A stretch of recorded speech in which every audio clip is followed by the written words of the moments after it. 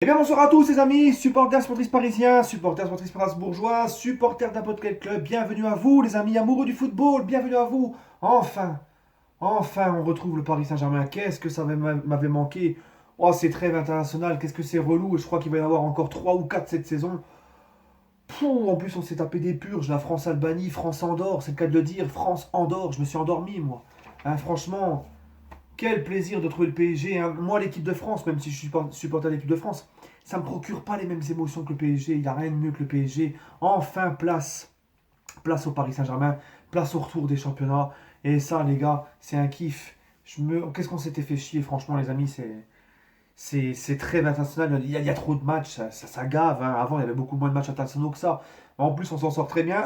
Aucun blessé. Donc, on s'en sort vraiment très bien. Les amis, donc PSG Strasbourg, samedi 17h30, cinquième journée de Ligue 1 sur Canal+. Voilà, dernier test avant PSG Real Madrid. Donc on va commencer comme d'habitude les amis par la présentation de l'équipe strasbourgeoise. Donc Strasbourg, c'est encore ce club populaire, foot populaire, hein. C'est David contre Goliath, c'est le petit club de foot populaire. Attention, petit, mais Strasbourg est un club important de Ligue 1, qui a un passé en Ligue 1, qui a quand même son petit palmarès, et qui a un public très important, un très bon public, hein. C'est vraiment un club que tu ne veux pas voir ailleurs qu'en Ligue 1. Voilà, c'est un club qui fait vraiment partie de la Ligue 1, de son histoire. Mais Strasbourg, c'est encore ce club voilà, populaire, pas plongé dans le foot business, le foot bling-bling, strass et paillettes et tout le tralala.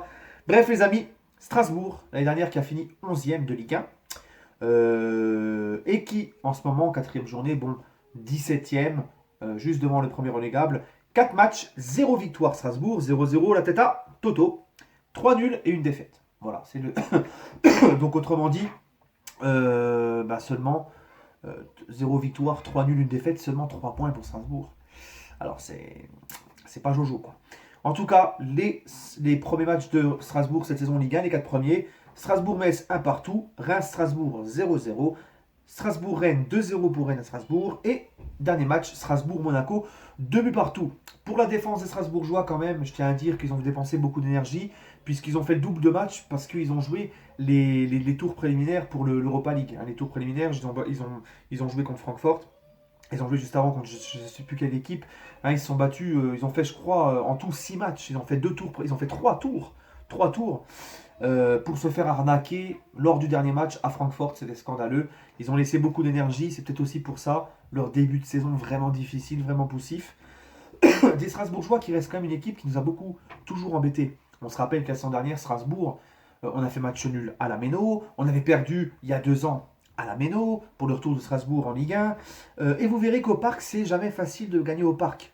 Pour nous, Parisiens, face à Strasbourg, malgré que Strasbourg n'a jamais gagné en Ligue 1 à Parc des Princes. Alors, j'ai pas vu pour les coupes, mais là, en Ligue 1, Strasbourg n'a jamais gagné au Parc.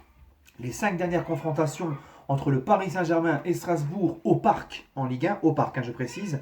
2004-2005, victoire 1-0 du PSG. 2005-2006, victoire 1-0 du PSG. 2007-2008, victoire 1-0 du PSG. 2017-2018, victoire 5-2 du Paris Saint-Germain. Et l'année dernière, on avait fait à l'avant-dernière journée 2-2 face à Strasbourg au Parc. Ouais, c'était l'avant-dernière journée, enfin bref, c'était vers la fin. Donc on se rend compte, voilà, 3 fois 1-0 sur les 5 derniers matchs, le match nul de 2, le match nul à la Méno aussi, la défaite à la Méno. Voilà, Strasbourg est toujours une équipe qui nous embête. Voilà, c'est dur, c'est chiant à battre Strasbourg. Voilà. Donc, dernier test avant le match face au Real. Première certainement de Navas et d'Icardi, et j'espère première d'Icardi. Hein.